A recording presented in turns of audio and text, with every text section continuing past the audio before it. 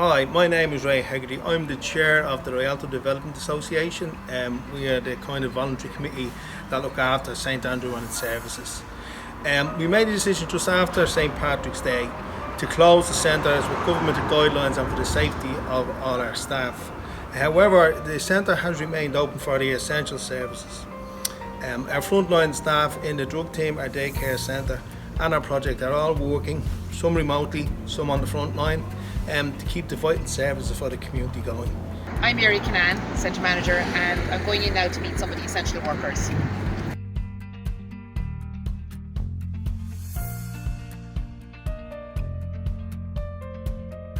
So this is Eddie.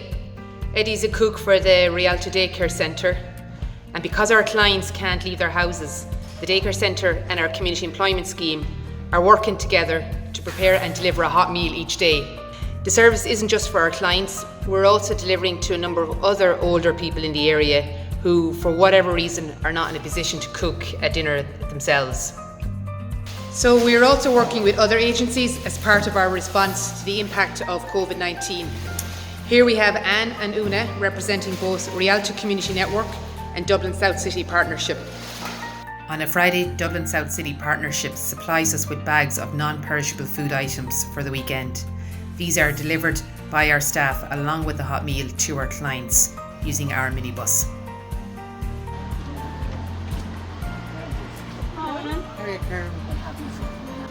Good morning. Good morning, how are you? I'm grand.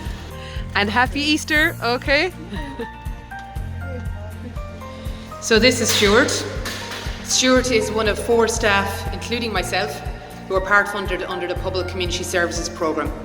And Stuart and John are opening up the centre each day.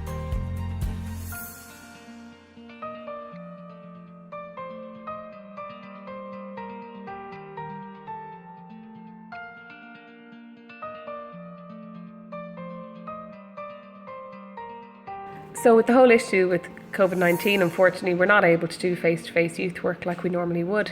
So we're having to be a bit more creative about how we engage with young people. Now, we have the advantage that young people, thankfully, are very technologically advanced, so we've been able to work online with them. So we're trying to use technology like Facebook Live, different social media platforms, things like TikTok, Lisa's Daily Dance, where we send a 15-second video from TikTok, and young people are trying to copy those dances. They're trying to engage in different ways with us. One of the things that's been really successful has been the online bingo local. So we have, again, Lisa G on the Facebook Live, and we're sending out bingo cards to families, and we're really encouraging people to engage by dressing up, by sending party pieces, by sending photos. We started a letter writing campaign where youth workers are, connecting in and personally writing to some young people who they haven't seen or who haven't been able to engage with them. And we're focusing to try and just make sure that people who might feel isolated know that we're there. We're trying to encourage young people to write back to us. We're including returned envelopes and stamps, and in other groups we're sending out creative packs and craft materials with paints, colours, colouring books, journals, sewing materials, depending on what they're doing with their group, face masks. That idea of, we can't be there in person, but we want to be there for people. So we're also having online groups through the Facebook video chats, and you're actually able to do quite a bit through FaceTime, where you're able to play games online, where you're able to send photos, have real-time chat. So we've had exercise classes where we're running an exercise class, even though everybody's in different locations. We're having face masks and meditation sessions for our individual groups. We're just very conscious that, it's really hard times for people, and we want to make sure that they know that the Youth Project is open for business, that youth workers are working, and that we are here, and we're trying to be creative so that we can try to access people who potentially could be very isolated. And this is an issue of trauma for society because it's so different, and obviously it affects different people, marginalised people so much more. If you're trapped in a small apartment where you don't have a garden, we need to think creatively about how we can give people a way of mentally escaping being at home. Anybody can contact us who's affected by addiction in any way. So that's either they're affected themselves by addiction or impacted by somebody who's living with them, partner, family member, whatever, and need support. They can contact us, and we're open and absolutely ready to talk to anybody like that. And if we can help anybody, we can refer them on. We also have a person who works in prisons, works with prisoners who can't be contacted at the moment, but we support them remotely. We support their families, and we support those on release as well. So we have family support worker and family therapists also who work with us at the moment. So they're available online as well. So any family related issue, child and family therapeutic piece, we need to do a bit of work around that initially, but if there is an issue for some families, we're absolutely there to help people. We run that service as well. We have a dedicated worker whose job is around homelessness, working with people with housing issues. We can advocate for people. We can talk you through the difficulties if you're struggling at the moment, whether it's rent or looking for new housing, whatever. Difficult time at the moment, but there's a lot of people under pressure at the moment. So absolutely, we can support you around that.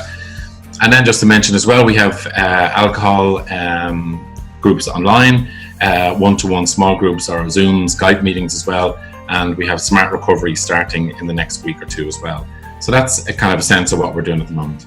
I suppose the remarkable thing is that so many of our clients are managing okay. So they just need check-in, they just need some basic support. They need to know they haven't been forgotten.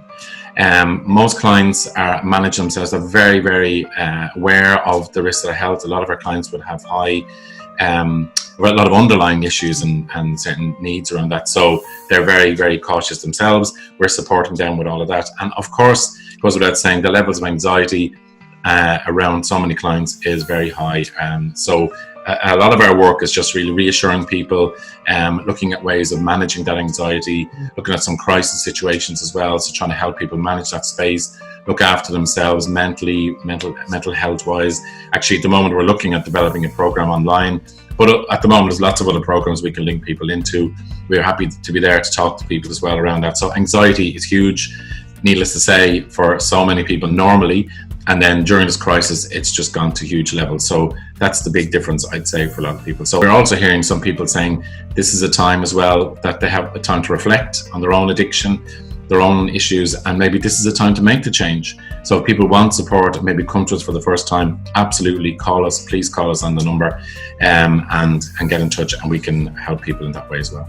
So in effect, I think it does show the commitment of our staff and how vital that the community services such as St Andrews are. And I would actually like to thank all our frontline staff and everybody that have been working remotely and in the centre for keeping the services going for all the people in our community.